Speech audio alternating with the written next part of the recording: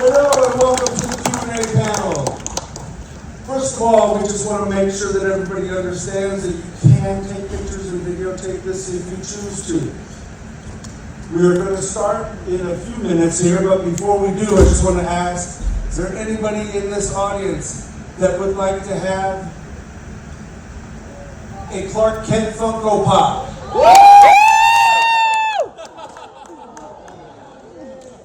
I actually have one. I got one more here. Velocity on that one. That's all I got, I'm sorry. But I can do this.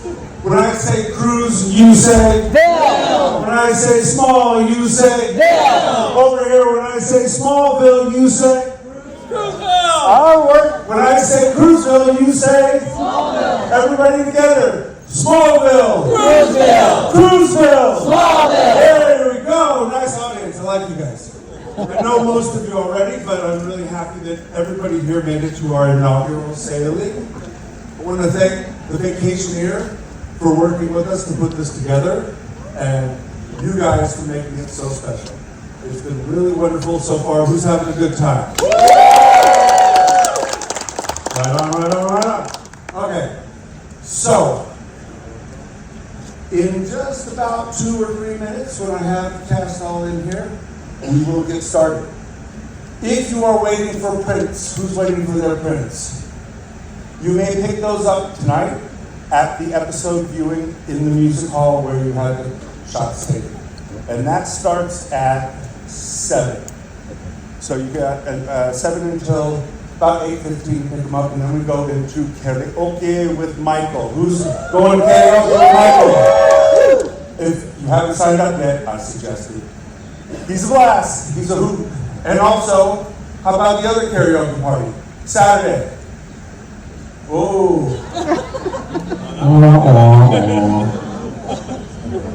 Well, at least you guys have time to get signed up for that one. I think once you go to Michael, you'll know that having Tom, Adrianne, Erica, Laura, and John. Just John. That's just how many people are going to sing at the karaoke party? Yeah. Nope, not all of you. Sorry, there ain't time for that. But line up early, get your name on the list if you really want to sing. Uh-oh, they're trickling in now. They're all coming backstage, don't worry about it. We're going to do this the proper way. If you love pina coladas, getting caught in the rain. If you love staying out till midnight in the dunes of the Cape. I'm just going to sit here and Now Michael, you're just plugging your karaoke tonight. Michael's not here. Rex? No, he's not here. He died alone. Should I just call you Boom Boom like we do when nobody's looking? I thought you called me Bam Bam. Depends on what night. Boom Boom. Yeah, Boom Boom Bam Bam. Bam Bam Boom Bam. Thank you, man. Just don't call me man. You can call me tonight. Bam. Not tonight. Call me. Okay. Yep. Nope. So I was doing. Skip it. Let's try and see. Oh. That sounds like your voice. We've seen each other 100 times. We're still waiting on John. And you don't see us, we're super excited, so you can make a great difference. We can just start. We're looking for Vanderford and Yes. I guess we just start. Ladies and gentlemen, the cast of Smallville. Mr. Tom Willis.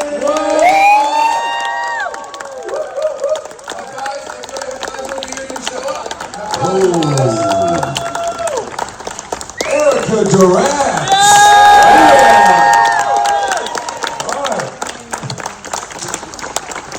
Laura Vandervoort. Mr. Michael Rosenbaum.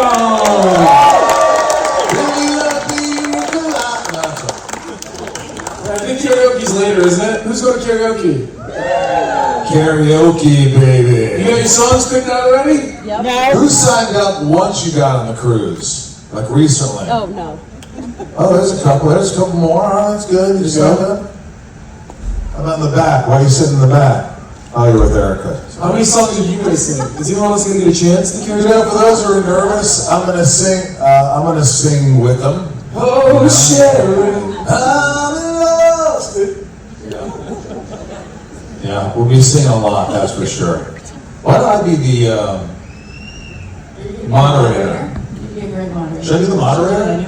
You're always the moderator. What you got now? All right, you want to Here comes Mr. John Glover.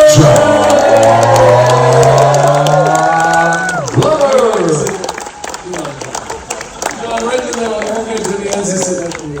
Johnny Glover. These two have a very special bond. Guys, we have 2 more contestants. It's like this.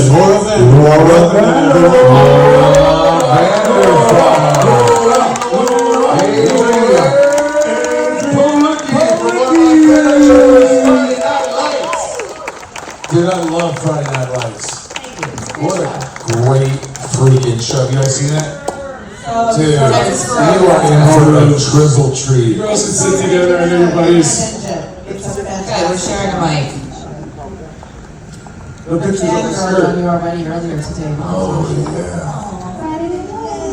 All right, folks, before we get started and I hand this over to Mr. Rosenbaum, I just want to say to all these folks in here, thank you for giving this a try. These are 6 people who have never been on a cruise before in their life. This has been a passion project of mine for some time now, and it's because I'm passionate about all 6 of these people on stage. I really And you wanted to go on a cruise. Thank you, He's a JP. cruise guy. And I'll turn this over now to Michael. Enjoy. JP's been talking about this for a while. I was like, yeah, it's not gonna cruise. And all of a sudden, hey, we're doing the cruise. I'm like, And here you are, cruising. here I am. Yes. Do you think Lex would ever go on a cruise? He probably owns the cruise. Yeah, probably owns the ship. How many people out there, this is your first cruise? Wow. You guys are all very brave. Good for you. Thank you for being here. All right. They do say it's always the 4th day when the ship gets a little, there's always something goes wrong on the 4th day, they said. But don't worry about it.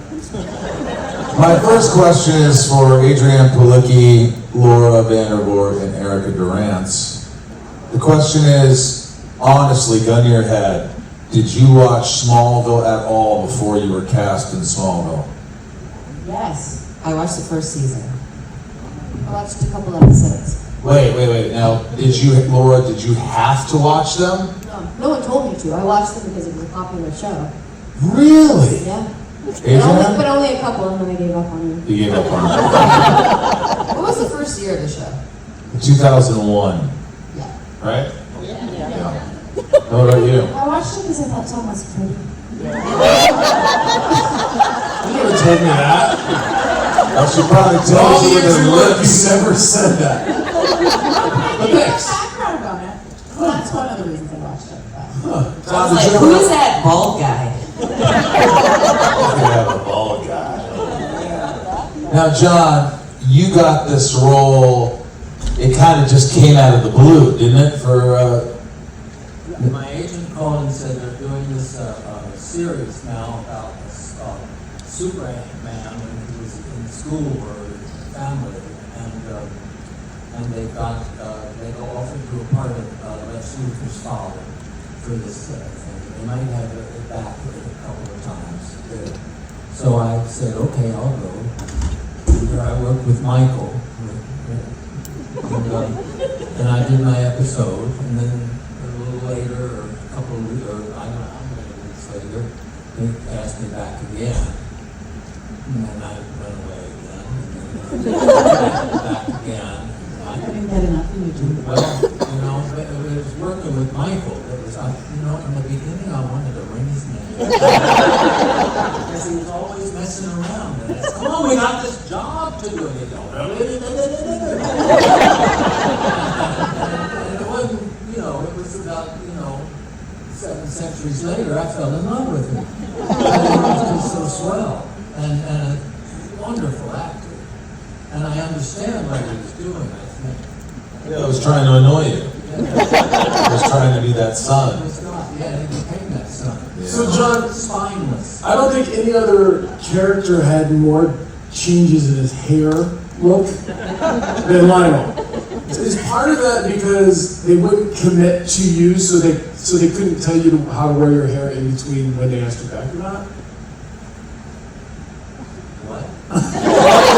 So John, so when your hair was really long in the beginning, Yeah. now if they would have asked you to cut your hair short if you weren't a regular yet on the show, would you have cut it as a guest star? No. Exactly. You know, I didn't watch it. I mean, I watched it once, but I don't like to watch myself because it makes me self-conscious. So I gave up watching. Yeah. But also, it was your idea to shave your head. Yeah. I went to him and I said, if you photograph it, I'll shave it. And shave it on camera. And then I also said, it was when you get rid of me, would you have Michael kill me? So I asked for that too. Well, you got your wishes, didn't you? Yeah. Shooting out of that building.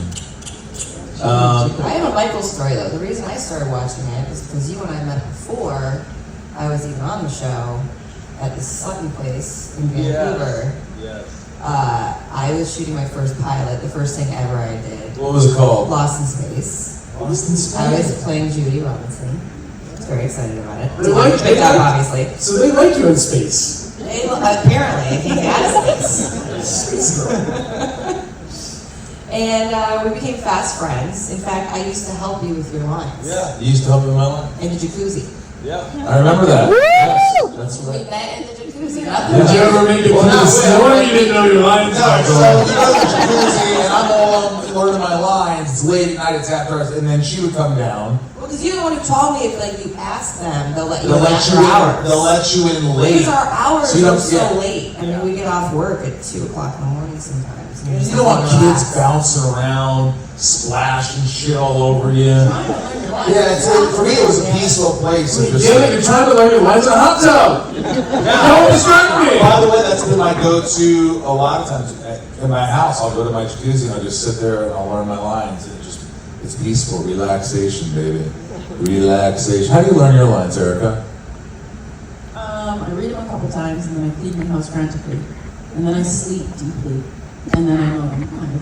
That's what we call OCD. No, but it's like I put it in there and then I gotta do a bunch of stuff and run around and somehow it gets in there. And then I did it on the treadmill a lot when I used to run. Laura, do you obsess over your lines? Yeah, I do. Like on Smallville, I would also do the treadmill because I need to do 2 things at once. I can't just stare at a script and memorize it. Like I'll read it, underline certain words, and then I need to like clean dishes or the house and listen to it, and I'll record it. Now, do you guys usually, Tom, this goes for everybody, I know how I operate, but when you first get a role, are you as nervous as I am and you get that thought, I can't do this, I get so overwhelmed, I gotta learn these lines, and how do you get comfortable? Adrianne, and we'll start with you. How do you get comfortable where you start to go, I can do this? Is there that stage? I mean, learning lines, I have a photographic memory. It was mainly only when it's like paper. So that's why I always like an actual tangible script. Like I don't like reading anything on my phone. Well, you're lucky. The screen, it's different. But I'm always nervous until about the second day. The first day is always like the first day jitters. I get so nervous. I feel like I'm the worst actor in the world. And then it's like after the second day where I'm like, oh shit, okay. Yeah. I know how to do this. I'm gonna do it forever. Everyone doesn't hate me. They brought me back for a second day. Exactly. They I must get not be fired good. yet. Well, Tom, is that the same thing? Like when you got Lucifer, coming off the big show, you're the lead, and now you're doing Lucifer. What did it feel like to you to like get these lines? And were there nerves involved? I think so. I think for me, one thing is if you're either given a role or given an audition or to go on tape, my first question is like, how much time do I have? 2 weeks ago, I got a call about something that was on Wednesday, and it was going to shoot on a Monday, and they were like, do you think you can do it? And immediately I was like, absolutely not, I don't, unless it's like and it wasn't one of those things. And I read through it quickly in the script, and I was just like, there was so much to do. I was like, I can't do it, I don't have enough time. But I did say, if they push the project a couple weeks, keep me in mind. I wasn't just saying I don't like you or I don't like it.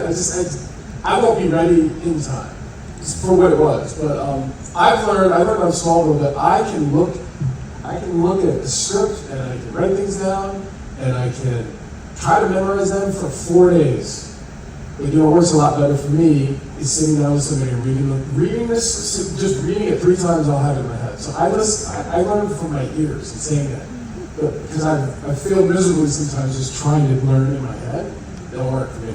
Was there anybody who was really nervous when they got Smallville?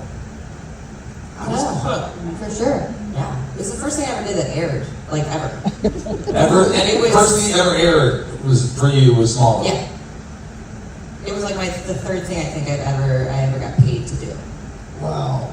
So I was terrified, and I'm not great in the episode, I'm not gonna lie. But you're pretty good at like playing an alien person. No, put it on the facade, sort of like acting courageous, seemingly confident, but you probably weren't. I was terrified, but because also I knew you somewhat, I felt more comfortable.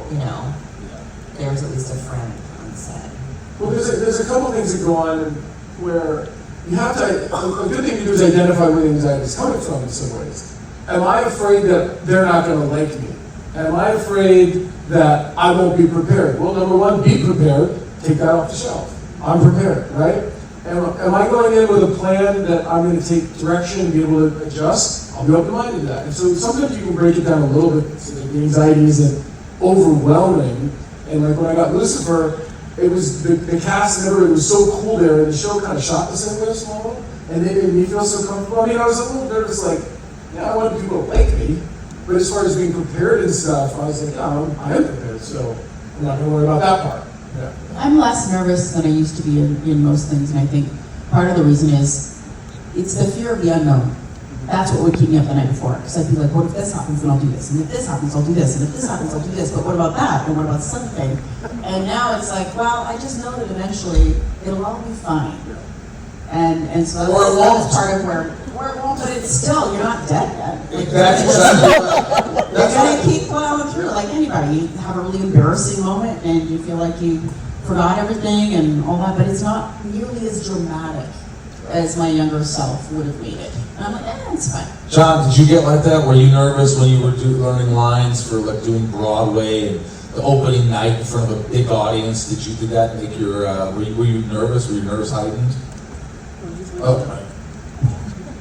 Well, usually on an opening night, sometimes I remember once I was saying, "What did I take this job for?" And then I would, come on, just stand on your 2 feet, and you're there, and it was fine. What I get now, I got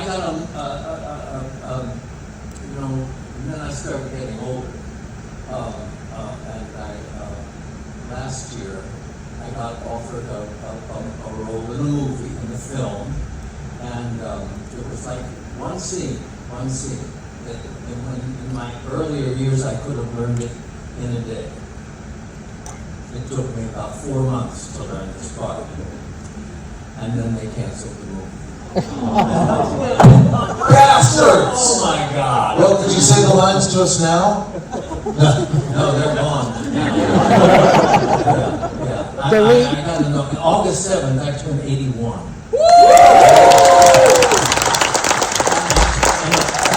Snuck up on.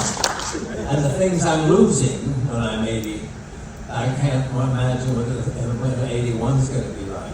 But you got to you have to be able to now sort of take a step and look from the outside in and say, look at all the things I've accomplished. I won a Tony, I've worked with great people. I've had a great career. All of that, yeah. You know what I mean? I don't want to give up. You know, I look Well, you don't have to give up. That's the only thing I know how to do, and I think if I'm not acting, what am I going to do? Well, I mean, when I read a book, I don't read a lot. I mean, my father read all the time. I don't do that. When I get a part, like I played Lisbon Traviata about Maria Callas, this guy that was obsessed with him, and or with her, and I learned it, and I learned it, and I learned it, and I loved it, and then I did my research and read, and I don't read for fun like my father did. But I know what you can do. Tell me, please. Live on a cruise ship. Live on a cruise ship! Smallville Cruiseville every year. That's what you can do. But I want to be somebody else. That's what She I just think. pick a new version of John. Yeah, in fact, we're not going to call you John anymore. Let's call you, Well, then this year, see, I'll be here. Next year, I'll go as an asshole. there you go! Solution. That's it. Thank you very much. Yes. There's a woman, she's not here tonight, but I was introduced to her by one of the guys at the restaurant. I didn't ask to be, but she lives on the cruise ship for a year. Yeah. And she's been here, and she's a wonderful woman. I met her. She looked like she just walked on the boat, and she's been on for a couple weeks already, but she's spending a year on the boat. So. Well, I read somewhere that some people, a lot of older people, in fact, they retire on a cruise day just because it's cheaper with everything included than to pay for assisted living or pay for an apartment. So I'm starting to think about my retirement right now. You know, but we also. I think Jack's gonna do that. Jack, no, she's not ready for that. She'll listen to you. See, I want to know what Laura felt like coming onto the show, because at that point it'd been on for a long time. So That's hard. You and Erica coming on a show. Go ahead, Erica. Or Laura. I mean, I've said it before in panels. I had seen the show and I was nervous to be a part of it, but I think it worked. Like, I thought every day I was going to get fired. And then they just kept adding me to stuff, and, you know. Well, there was a discussion at one point. There was a discussion. It's just being mean right now. I'm used to that. No, but I was terrified. And the cast was great and welcoming and very easygoing, except for, like, Michael. Everyone else was great. And, you know, it started my career on the US side, because I'm Canadian, right? And then I've done sci-fi kind of like ever since. I'm much like you, pigeonholed into like not being a human. That's fine, it's fun. But then we also do indies, and Adrianne has a movie and a film festival right now that she's produced. What's it called? What's it called? Sounds amazing. it's called Due West. Due West, a Western? No, Like it's DEW? DUE. Oh, okay. It's about a woman in Texas trying to get an abortion. It's a very serious topic, and it's really beautifully done. Two guys here right now. But yeah, it's not right now. It's not out there for everybody to see, but it will be. I'm very proud of it, and it's just really important. That's awesome. It's so It's hard. a big accomplishment. Big accomplishment. It really is. Hey, Laura, now that you're getting married, you're engaged. When's the wedding? September. Huh? I'm not gonna say no. Jesus, Michael. Location? Do you ask your fiance to help you with lines ever? No. Never? No. Why? I mean, a couple times I've asked him to before an audition, and he likes to then become an actor. Exactly. I know what you're But talking in a about. fun way. Like he's making fun of us, so he does the other lines very dramatically. Yeah, my friend Tom will do that. I don't have to do it anymore, but I'll go read these lines with me, and he'll go, Lex, so, and I'm like, dude, stop it. Just read You the just want lines. to do it fast, but they also read the directions, and you're just, please just read the lines. Or you do it with them and then you go, basically, you do it like that. And you're like, what? You're like, that's just when you did this, and then, you're not an actor! I just need you to talk! A couple of times that Adam's read with me, I'm like, you're actually good. This is annoying. Be worse, please. It's kind of like the thing that happens if you've ever brought one of your partners onto set before. Because they'll watch you do something, and if they're not, like, say, looking in the monitor or something, or when I started out in the business as a background player, And I was watching these actors, and they go up and do these things, and I'm like, they're amazing, but this just looks like a bunch of crap. Like, what's happening? They just walk in and go, hi, how are you? And then they walk off, and they cut, great. But when you're not seeing it through the monitors, it looks like you're doing nothing. So it makes sense that when somebody reads it, they're trying to make something really big out of it, but it can be rather anticlimactic for people when they actually see it. Yeah, if you're not seeing it with the camera sees, then you're, because it's not the same. The camera will change it. I mean, Hitchcock said something where you can do, there's an actress and she's doing this performance, and apparently she was very theatrical and she was moving around, and Hitchcock apparently said, he goes, darling, what you're doing is wonderful, but if the camera doesn't see it, it didn't happen. Yeah. You have to face like this, you have to know what your frame is, and yeah, if you're just off a little bit, it looks not right. You know, another funny thing is, everybody wants to come on set to see you film. And an hour in, they're all ready to go home. They're like, you're still doing this effing scene. That is so boring. And we're like, yeah, we all have a problem. Because we like to repeat stuff over and over and over. But then again, when you're doing it, it sometimes doesn't feel like that. I mean, it's the same with like, you know, I don't visit friends on set. I mean, if they ask me to, or if it's like a really cool movie, but like, I don't want to bother anybody. I don't know. Are you guys amazed that all these folks came here on a cruise for 7 days to hang out with us? On short notice. Isn't it pretty amazing? Give it up. Yeah, it's awesome. Thanks for being here. That's why next year it's going to be better. And you know, some people came alone. Raise your hand if you came alone. Yeah! Right? I came along. I didn't come alone. A couple times. What? Ahmed, Charlie, a lot of people. It's courageous. It's cool. You're doing something different. You're taking a chance, and you're just going to have fun and explore. And that's what life's all about. So I applaud that. We should ask questions in the audience, shouldn't we? Yes. Raise your hand if you have a question. Are you going down there? There's a mic right here, yeah. I might. All right, here it comes. He was the poker player who didn't do that great. It's coming to you. Yeah, if no one heard it, sorry about last night. Who's the winner? We're never doing it again. Who's the winner? Stand up. There is the winner. At 1:30 in the morning. Wait a minute. Second place. Where is she? Did you get second place? Wait, who's second? Who's second? Who's first? I was first. Who tied for first? What do you get for winning? Wait, who was tied for first with you? Who was tied for first? You won. Where's John from Ireland? He's probably off the pool. All right. And in third place, really second place, stand up. Yeah, way to go. Oh yeah, come up because I promised you a picture if you want. Come on stage. Come on stage. I can't stand to fly. I'm more than a bird. More than a plane.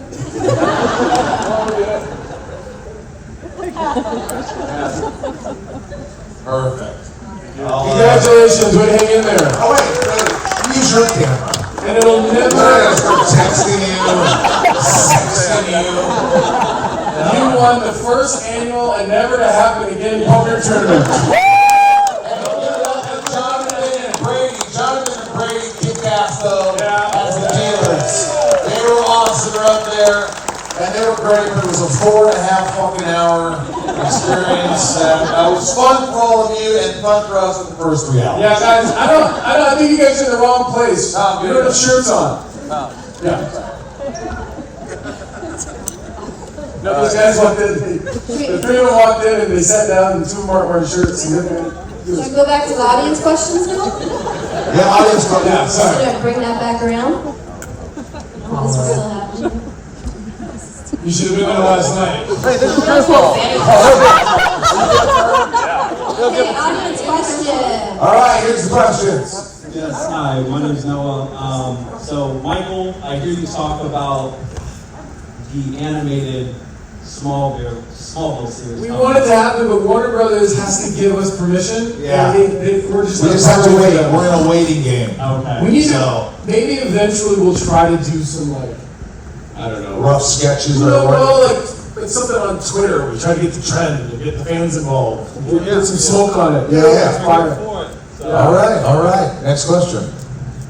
There's some behind you, it's a young fella, curly hair. Charlie? Oh, Charlie, stand up. What's up, Chuck? So, for every single one of you amazing kind souls, what's it like going back from, 2001, back in the day when you auditioned, and then getting nervous, and to all the way now on a cruise ship with a bunch of fans and amazing people looking at you? I like to call them friends. Right, Stash?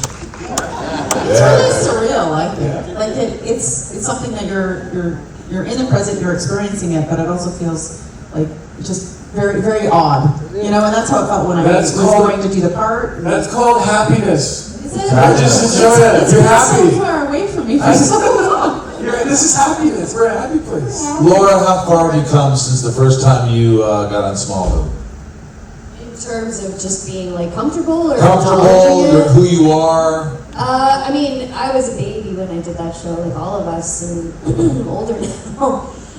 So I'm more comfortable in having an opinion and all of that. But from like the original screen test with 3 other girls in that room to now, it's just like such a leap. And I'm like so grateful that you guys are still here with us after all this time and still love the show and want to hang with us. Adrianne, I know that was just a brief time in your life. It But you was said 21 years ago. But let me say this, you say Half of my life ago. But you said it was their first gig that aired on TV, so from Yes. there, you've done so much work now. If you look back, how have you evolved? Well, I think I've become a lot better. But no, every experience is important because it teaches you something about you, it teaches you something about being on set, about being a good person, being around people. So I feel like I've just evolved so much by being able to be on so many sets, and be around so many different people, and gotta keep growing. If I keep growing, I'm not gonna do this anymore. I don't keep growing, I'm not gonna do this anymore. John, Yes.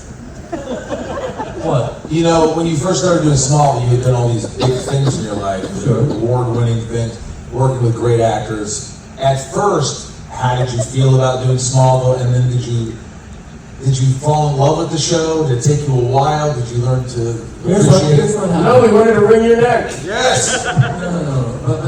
But the first thing was, he was written as a bad, really bad, kind of villainous father. And I thought, see, I'm used to stage acting where I don't need these microphones. There are children here, and there's a lot of F words being used. Little lady, I would. Well, she's not a child. She's just One. So, John, She's just little. I didn't want to play this villain's father. And I thought, well, no, it's different. He is a father to a spineless son. So I am going to make him, I'm going to grow him hearts and give him tests to do things, to do this, to do it that way. And then the authors started realizing that. And then I wanted to make it even more human, and the stuff with Martha, with the, we almost, I became not a villain, but a human being, and the writers picked up on it and gave me that. And that was, it's one of my favorite things. Because mostly in a series like that actor plays that character. That character is always that same character. But they gave me a chance to grow or something else. No, that's a great answer. In other words, you helped define who your character was. He wasn't just a one-dimensional figure. I felt good about, I know some things, maybe, about life. Another question? Yeah, let's do it. Okay, so I grew up watching Smallville. I think I was 10 years old. We don't need to know how old. Oh, shoot, I'm so sorry. I was like 21, and so I had my mom buy me all the DVDs, and I started watching it weekly.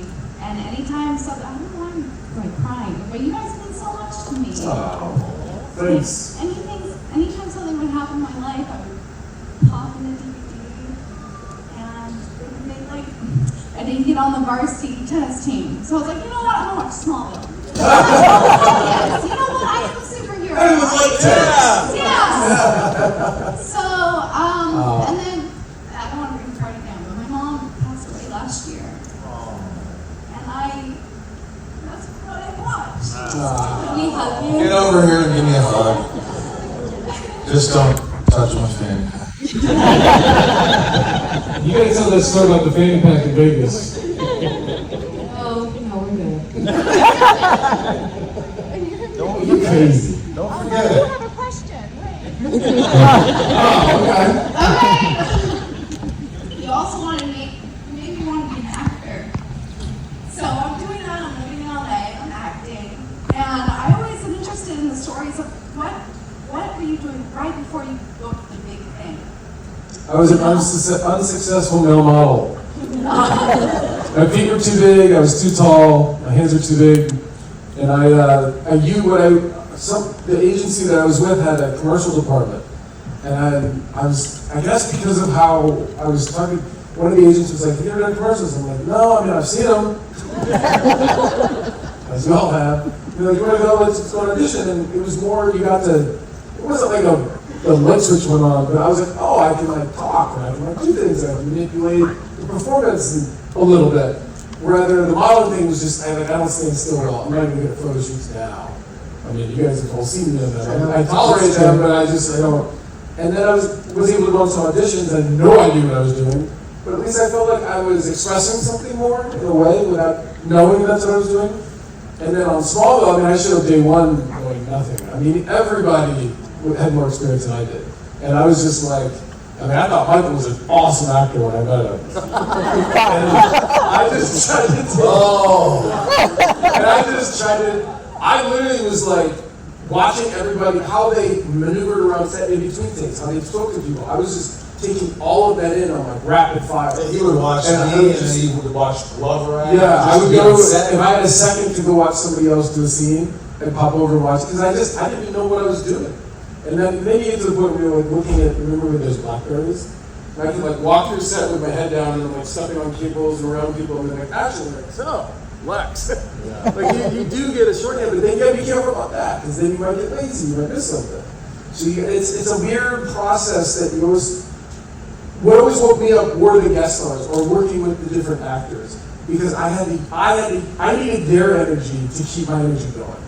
And so I always, when guest stars would come on the show, I'd always make a point to be like, hey, I'm really happy you're here. And they're like, oh yeah, no, I'm really happy. Like, I really appreciate you taking the time. And we set a tone where everybody was free to explore and have fun and elevate the material, because just on paper, if you guys are going to Smallville Nights, you'll see, because we explore this. On paper, it's ridiculous what we're talking about and what we're doing. It really is. But it's our job to interpret it and bring it to life. And it's a lot of fun. I'll be a lot briefer than that. Will you go? We wrapped each other. I honestly was a goofball, and I was doing a lot of comedy, and I was going that route. I was doing movies, and everybody thought I was just funny and this and that, and this was a completely different turn. And if it wasn't for Kathleen Lettery, who's a cast director, who just saw something in me, and she said, I think you could do this.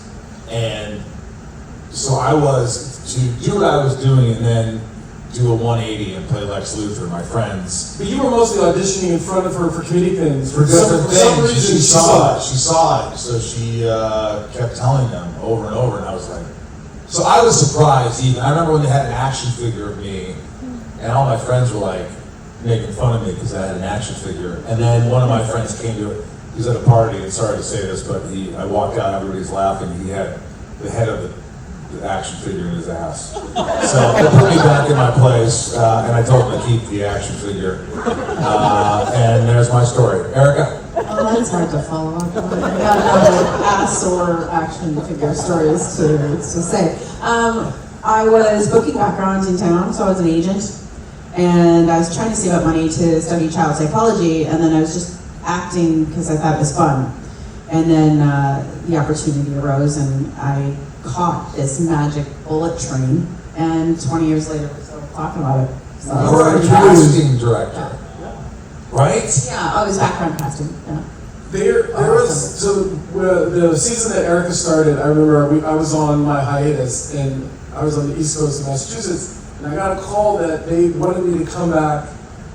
So we were going to start shooting on Monday, but they wanted me there on a Wednesday or Thursday the week before to meet the actress that's playing Lois Lane. And I was like, do you want me to come back early to meet an actress on my summer, which I never had any time? They're like, yeah, and it kind of went back and forth. And I caved, and I think it was maybe a Friday then. And I walked in, it was great being in, and you were in the room, and I walked in, and I don't know if it right I away. ran into you when you're coming out of the bathroom. That's what it was. I was oh, there he is. Yeah. He's so tall. And then we like read through a scene or something, and I got more pissed. He was like, she's perfect. But I was there in case he didn't like me. He could be like, Yeah, I guess I could have. you could have. I was mad. I'm like, I didn't even correct for this. She's perfect for it. I didn't even hear her. How about you, John? I don't remember the question. I was working at a bar. Wait, you were working at a bar? Coyote Ugly. What bar? What was the name? Busby's. I helped open that bar in Santa Monica. Do Yeah! you remember the day you quit that job? Oh my God. I went back and forth for a long time because I was always afraid, even when I did a show and it would, or a pilot or whatever, I just stayed at that job for a really long time. I think it wasn't until Final Lights actually got picked up. And that was probably the third show that I did that I actually finally quit, working in the bar or I worked at the Did your life castle. just change when Friday Night Lights hit? My life did change. I moved to Austin. That show was crazy. Peter Berg, he literally wanted us to just improv. So I learned how to have instincts. We didn't have marks. We would wrap before lunch. Connie, Kyle, and I would probably have margaritas at Guero's by noon. Most days, except for football days. Wow. And it was actually hard to work after that because then I had to relearn marks. I had to relearn, you have to say everything verbatim and it has to be like this. And then I felt like I had to start over because then I felt like I was really bad, trying to say it was nice. So anyway, that was not brief. Laura, how You about said you? you started with improv, there was no lines? No, there were lines. Okay. I will tell you the first time I read the script, I wasn't sure if I wanted to do it because Peter Berg had written it himself. But it was very there's a lot to it. And the thing was, he just wanted us all to come in, and he specifically picked all of us as people who would be willing and able to just go with whatever. He'd come up to me and whisper something in my ear, whisper something in Jesse Clement's ear, and all of a sudden we'd have a completely different scene.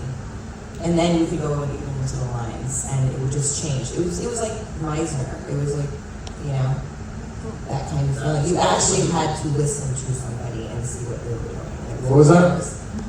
Listen. Laura. What was that? So how we got started, or? No, what were you doing right before you got Smallville? Well, right before the screen test call, I was up north with my family on an island. I sprained my ankle and got back to the cottage, and my mom was frantic because they're like, you have to fly to LA tomorrow. So we just drove back from the cottage. I got on a plane with a sprained ankle, slept with the heels on, went right to the screen test, and kind of found out the next day that I booked it. But That's badass. yeah, I probably messed up my ankle for life. It's fine, still badass. I started when I was 13, so I'd been acting in Canada for a while, but this was the first job that people acknowledged as a real show. Not to put any of the other shows in a bad light, but Canadian stuff isn't always the best. And this was a huge opportunity for me. Yeah. The point is you can be from anywhere in your life, doing anything in your life at any age of your life, and you could still end up doing this, and you just kind of keep going for it. But if I were to give you any advice, the more life you live, the easier it is to do this. So you go out and you make your life really, really full. Don't wait at home for the phone to ring, and do a bunch of stuff, and then see what happens. Tenacity. I think A lot of people telling you how bad you are and you're wrong, and it's like having really thick skin. I also Fake it till you make it is kind of what I had to do. It's not personal. personal. It's not personal because I've been on the other side. I've cast people and people for roles. And so often it has nothing to do with your performance of why you didn't get your job. Maybe we already have a brunette. You know what I mean? Like, that's as simple as that. I guess an actress once we kept on the show. Before I got this, one of the things that happened between the studio test and the network, because you test in different places, is they called and were like, can you please go dye your hair blonde because Kristen's brunette, and we're afraid to have two brunettes on the show. You blonde? Like real blonde? Blonde. I was brunette when I went in. They're like, you're going to be mistaken for Kristen. And Kristen and I are like, what? How is that possible? But I was like, sure, I'll shave my head. I don't care. Just cast me in. It's a lack of imagination. It's amazing. Like, if they can't see red hair, although you just go get a box and score. Don't you think a lot of times now also actors like, I mean, anybody could be a star. You get a YouTube channel, you're on Instagram, whatever, and all of a sudden you have millions and millions of followers. And people just want to be famous. There's so many famous people. But, I mean, did you want to be famous, John, or did you just want to act, honestly? Was there a part of you that wanted to be famous? What I could be. I could. Well, I have to hear you. I like to act. I like to tell stories. I don't, I mean, if I'm known, it's nice. I mean, it's when I come here and people are going, oh my God, you're John Plummer. And I think that I feel good about that because they know me and I've done a lot of work, a lot of it, and I don't want to stop. So that's why I keep going. And people saying, are you going to retire? And I think, it's not up to me because I got to get hired first. I can get you hired. Oh, hired. I'm sorry. No, I stopped getting high several years ago. I don't drink or smoke pot anymore. Yes, well, you were when you were a thespian back in the 70s. I had my time. It's another audience question. Next question. All right, we'll be quicker. Yeah, very short answers. It also helps when you don't ask the question to all of us. It was a good question. It was a pretty Really good question. Pretty good. Turn the microphone on. Hi. This is for any of you. Which guest star or temporary cast member was the most memorable or surprising to you? Really quick, Laura, go. I wasn't there, but wasn't JTT on the show? JTT on the I show. mean, he was my first crush, so I'll just say that. Adrianne. I don't know. Yeah, you were a guest I star. wasn't one. John, who was your favorite guest star? Who you think of? I don't have a favorite. Linda Carter? Who's that? Okay. Erica? I like that Terry Hatcher was my mom. I never got to work with her, but I got to watch her. So that was fun. I don't remember his name, but who was the guy who was on Smallville, but now couldn't, who? No, but couldn't do it. He couldn't do it, and then some other guy played him. I don't remember. Like not Malcolm McDowell or... Oh, you're talking about the guy who was smoking cigarettes and Steve told him to put it out. Yeah. Oh, he's an Indian actor. Yeah. It was. I don't know, it doesn't matter. It was Shattered and No, Shattered. it wasn't. Shattered. But he's no longer with He us. was, it doesn't matter, but that guy, I'll figure it out, I'll tell you later. Tom, who's your favorite? I enjoyed Michael Adamson because I probably watched Top Gun more than any other movie in my life. Just because I used to watch it a lot. Yeah. Cut that part out, will you? Okay, next question. What do we got? Let me keep this train going. Oh, Okay. You mean the ship cruising? Sorry. The ship The cruising. ship cruising. this is really for any of you. How much do they let you improv? Like, on any show? Very little on Smallville, very little. I mean, here and there, but mostly it's like, know the lines, say the lines. It's also just not that type of tone of the show. I mean, you talk about Friday Night Lights being that. Smallville was, say the lines, give an adjustment to the lines. You might be able to add a little something here and there, but the structure of the tone of the show was on the page. It tends to be that way.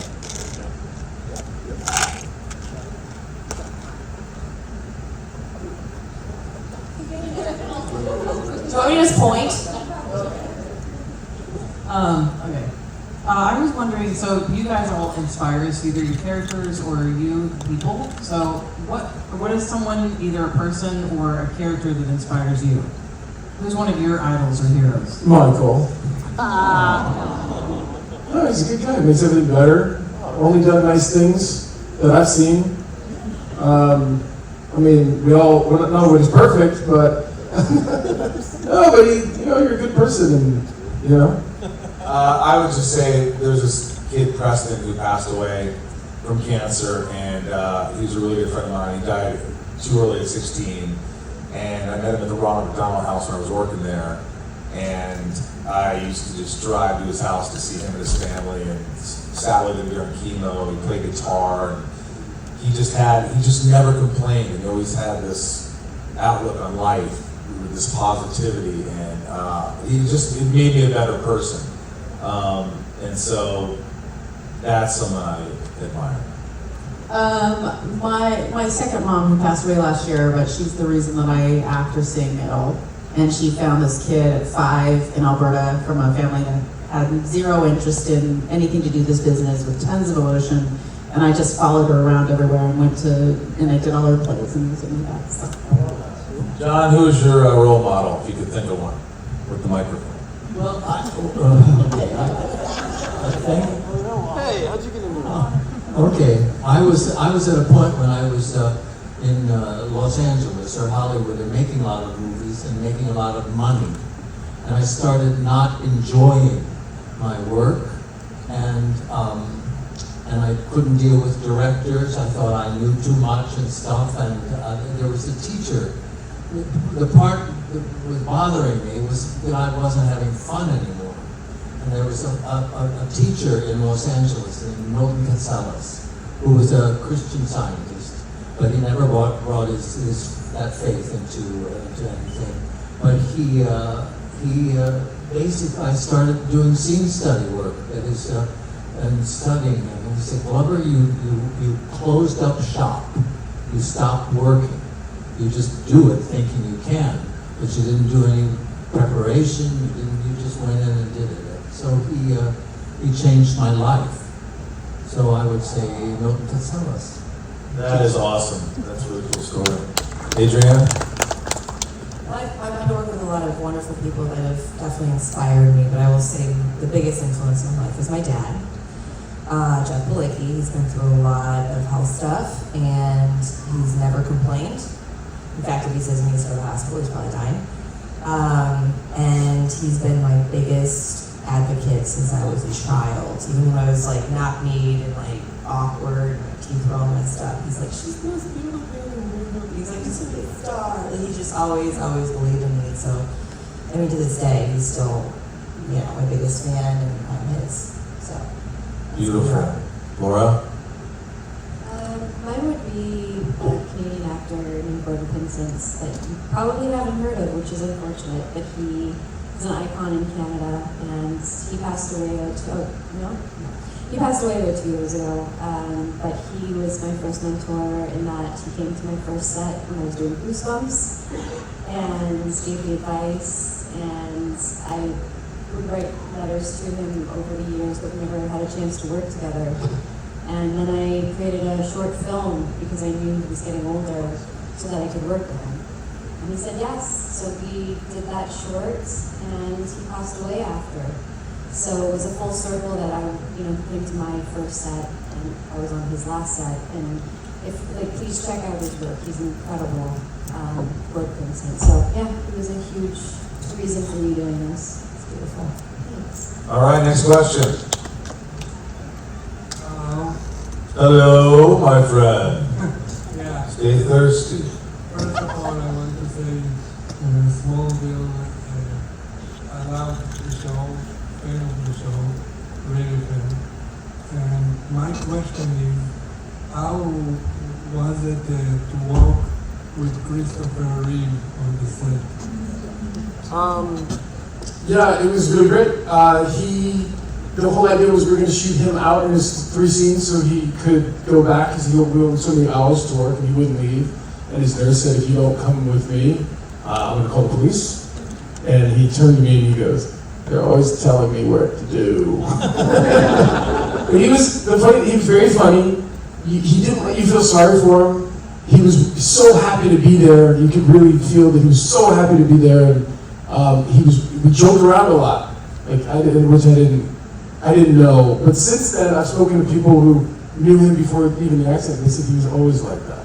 He was such a lovely, fun person, and I miss him. We all do.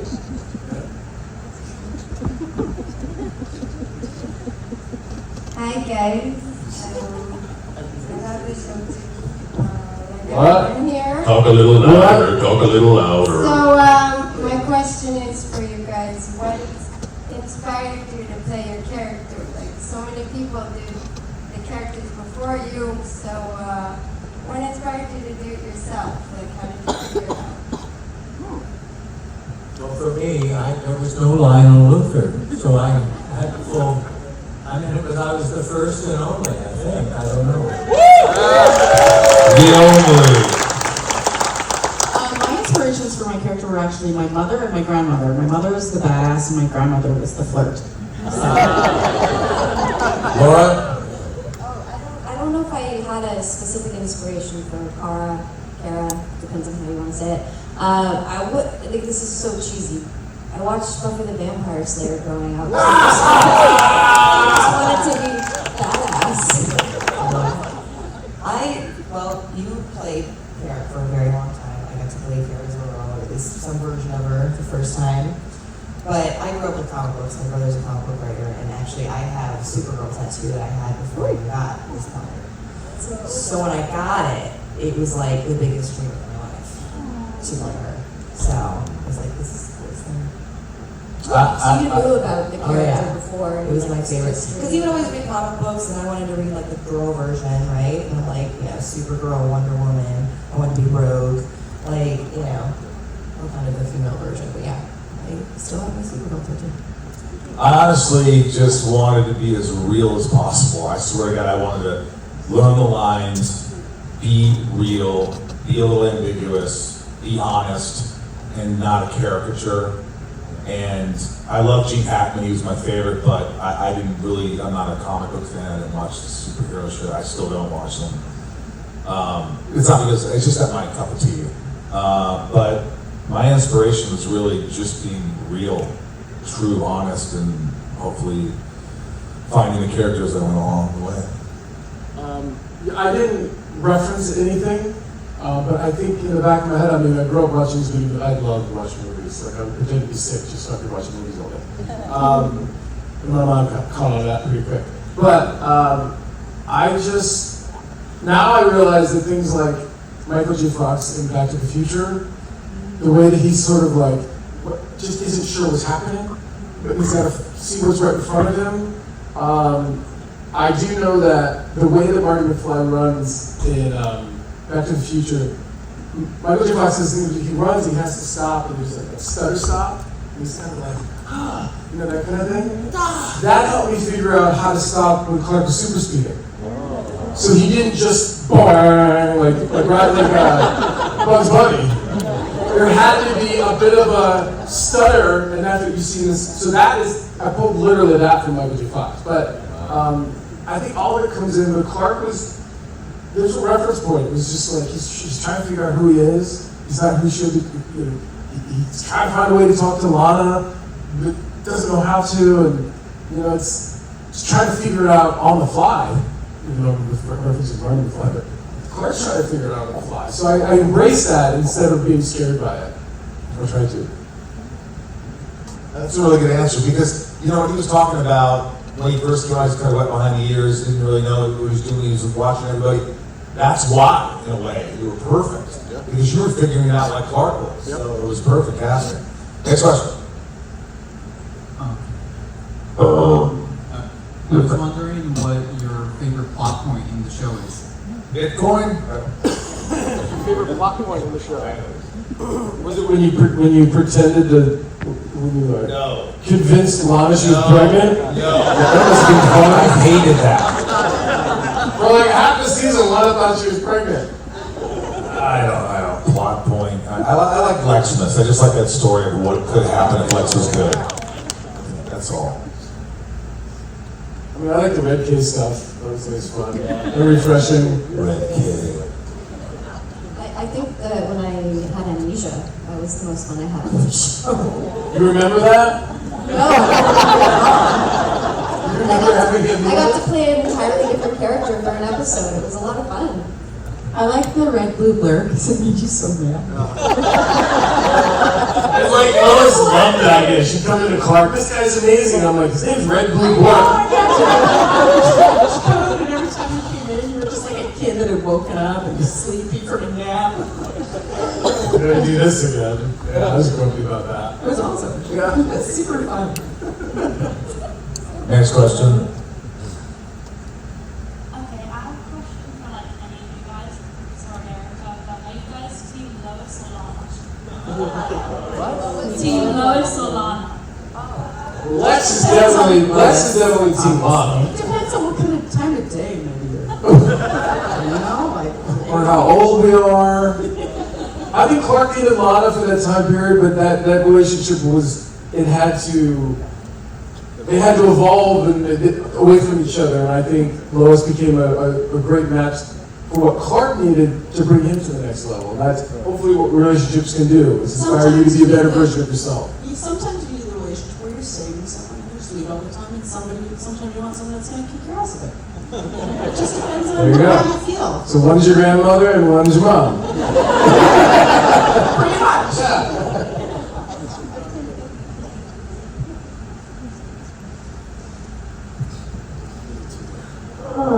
Okay, this might be a little, I don't know if you've gotten this question before, but there's a lot of shows that are doing another season. Would you, if it was right, would you do season 11? I wouldn't want to embarrass you guys. No, I think they gave us a year to get in the best shape of our lives. At least I'm speaking for me. My mother would have to be pretty sedate. Yeah, she just instead of like, oh, Clarky, what's up, Clark? She'd be like, What? Clark, Clark. You be just like fucking chill. Did you do that with Dan? Michael, would you shake your head again? For $100,000. That's all. If somebody wants to take $100,000, they can shave my head. Why not? Were you afraid it wasn't going to grow back? There's a barbershop on the ship. I was worried. I was worried that is it going to grow back? I don't know. And It's beautiful. I mean, for the most part, I think it's all there so far, with a little help of finasteride. Finasteride. It's just a pill you take so you keep the thickness. Yeah. That's another pill, isn't it? There's others too. Rosamond, have you read the side effects of that? What are they? I'm not going to say. Alright. That's why I got the other pill. That's what? That's why I got the other pill he's Oh, talking no, about. that's not what I'm talking about. Just kidding. Alright, next question. We got some good ones here. This better be good one we've never heard. Lady, you're not filming me right now. Closer to the mic. Super big fan of you guys. You're not that big. Yeah, kind of small. I'm from Texas, so Don't mess with you. Texas is big. I just wanted to say, hats off to you guys for coming on this cruise and doing this amazing little show for us. Oh, I just want to thanks. say thank Well, the you. cruise is like an adventure. That's the way I look at it. Like, let's see what's going on And there. my question is, do y'all still know the rest of the cast members that were in Smallville? Y'all in touch with them? Yeah, I mean, Ed and I talk probably more than I talk to anybody else, but especially the cons, we get to kind of see each other and catch up, and Kristen, we all kind of just fall right in easily. Kristen's just working right now. Yeah, I text with her here and there. Text with Laura every once in a while. Palicki, she's just on the podcast. And Glover, I'll send a message. I'll say, hey, Daddy, or something on text or something. I see, Annette and I, Martha, too, we become friends. That's nice. Yeah, next question. Big Oh, one. oh, you got one over there. So I just want to say for everybody here, I'm sure nobody thinks your modeling career was a failure. I'll have wallpaper on our computers at home. So my question is, I was at the San Antonio SuperCon, and You say police department, I was like, oh shit. Well, my son is a Texas State Trooper, so. No, and John Schneider was talking about how Uncle Jesse helped him growing from, to the man he is today. Okay.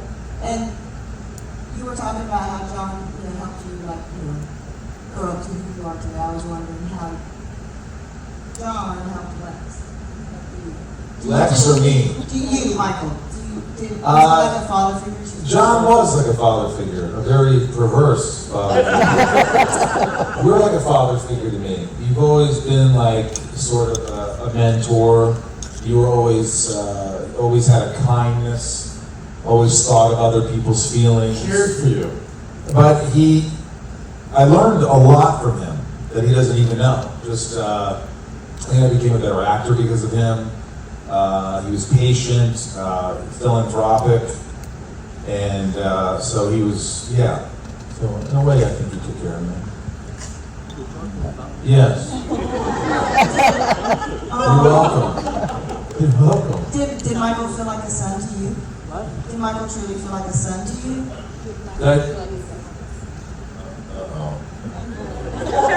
In a way, yeah. In a good way. I mean, he was, the part about, once I got what he was doing, and I don't know if I made that up myself, that he's helping me do this, but I love him. I love you too. Oh, shucks. See what happens on the cruise? People just open up.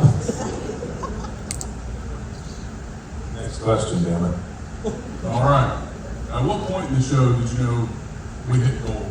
And was there another point in the show where we might have killed it before the end of the season? Ooh, good question. Well, I've said the first part of that is when we went to see Seinfeld in concert, Tom had tickets from his agent, and after the show, people chased us down the street, and I was like, holy shit, what's going on? So there were fans, and the point where it was, I don't know, sometimes you see an episode and you're like, holy shit, they're gonna cancel us after that. But I don't know, I never knew we had a job past like season 3. Every year you had to wait. Right? What'd you guys say? Yeah? Yeah, that was back in the day too, where they talked about ratings a lot more. So I know, for example, when I came on, it was, you're doing 4, you're doing 7, you're 13, and then every year it was different. So I think that's also part of the mechanism of the job and what the bosses do. They never really want us to feel fully settled and satisfied because it's just part of the deal. Like they're not going to pick you up and then have to pay everybody's salaries, right? Yeah, what I've learned from that other side also is they're not sure. No. They're not sure either. But you're canceled after every season. And it's not until 2 or 3 weeks before you start shooting again that they say we're going back. Even when you're really successful. Yeah. They figure in ratings, but then they figure in all the other shows that they have on the board and where that's going to fit. So it's like this big jigsaw puzzle. So you never really know. Yeah. Whether it's going to happen. And they can cancel you at any time. Exactly. I was doing a show called Lone Star. It was like, they literally came to set and just shut down production. Oh my God. Like people just walked away. Yeah, you gotta go home. That is messed up That was shit the end right of the there. show. It's hard. It's just hard. You just never know. I did a show called Brimstone for a while. Yeah. I think we did 3 seasons, I don't know, but I went to work to shoot another episode, and as I drove into the lot, they said, go home. I said, what do you mean go home? You start. They said, nope, we're canceled. So I drove home, and I never found out why. Yeah, you often don't find Let me out look into that. what the actual reason was. Huh? You never find out really what the actual reason was. It still bothers me today Money. because I was the devil, and every week I had a new character as the devil, my young masquerade. I'm having a ball. Boy, oh boy, oh. Yeah, I did a show called V that did 1 season. And no one knew why it was canceled. And the ratings were great. We're still mad about it. I'm still mad about it. I was about to play 2 different characters in the next season, which doesn't mean double pay, which Michael on Smallville. Yeah, beware that, the new actress. They want to hire you for a job, you put 2 different characters. One day. They're only going to pay you for one, which isn't fair. But they called us, I think in the morning, and said, okay, we're just gonna do like a couple more episodes, and then we all got a call 2 hours later saying we're just gonna do like 1 episode to wrap it up. And then the third call was, we're never gonna see you guys again. So it was canceled. And this was in a day, like the progression happened that fast. And I think it was because it was green screen. It was so expensive to shoot, so it's always kind of about money. And it's unfortunate because it was a great cast. Next question. I think we have time for a few more questions, right? Oh, sorry, they have I guess a microphone, and then her right Microphone is to there, me, I guess. and then this guy right here. Oh, you again. That's me, I guess. I have a question for Michael. First of all, Yeah. go Hilltoppers. Bill, she's from Western Kentucky University. She went to my alma mater. Yay! No one cares. We do. Does everybody talk about Michael and his success there? All the time. You're a smart ass. Facial expression. Well, my question, I had to write it out because it's a little confusing, so I had to make sure it made sense. Well, if your own question is confusing to you, I can't wait to hear it. Alright, in the show, you made very slow changes to your character to slowly transition from being a loved best friend to a hated nemesis. How did you prepare yourself as an actor to slowly change your character to be one of the most famous villains of all time? That's not confusing.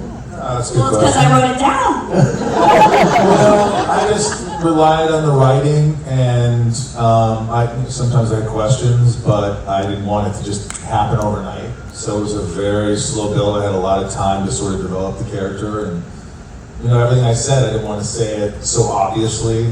Like I wanted something to be underneath it, and I don't know. I tried to listen as an actor and tried to, like I said, be real, be honest, and not play a character. So, And not push it. I never say you push. Yeah, I never pushed it too much. It was like, when can I go nuts? When is the time I could start to turn? And that episode where I split in half, where in Onyx, where I could let go, you saw a glimpse of what was to come. So that was my chance to really give the audience what they wanted, maybe. So, thanks, Hilltopper.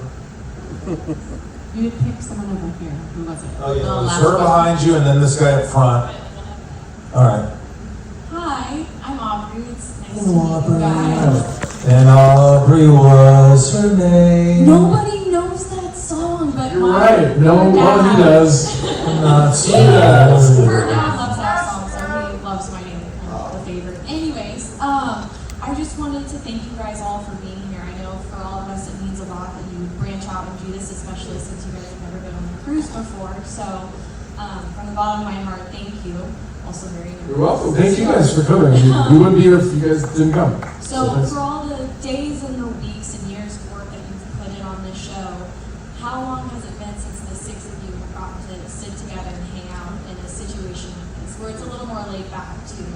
Does it feel like a reunion kind of so to speak? It feels really easy. I mean, we see each other frequently on the concert. I think this is the first time this group maybe is just sitting down together. Yeah, but we're also all like sitting down for dinner and like having conversations, and it's not rushed. This is a little different than This is the a little other different. stuff. I love the fact you don't have to, like, you guys have been to conventions before, and even for us, it's like you get up, you gotta wait for the car, you get in the car, you gotta go park, you gotta walk in, and then after that, you gotta reverse that. Here, all that is gone. You just go downstairs and walk over it. I love that. And you can drink the whole time. I'm not sure the years that when we actually started the cons, but I thought it was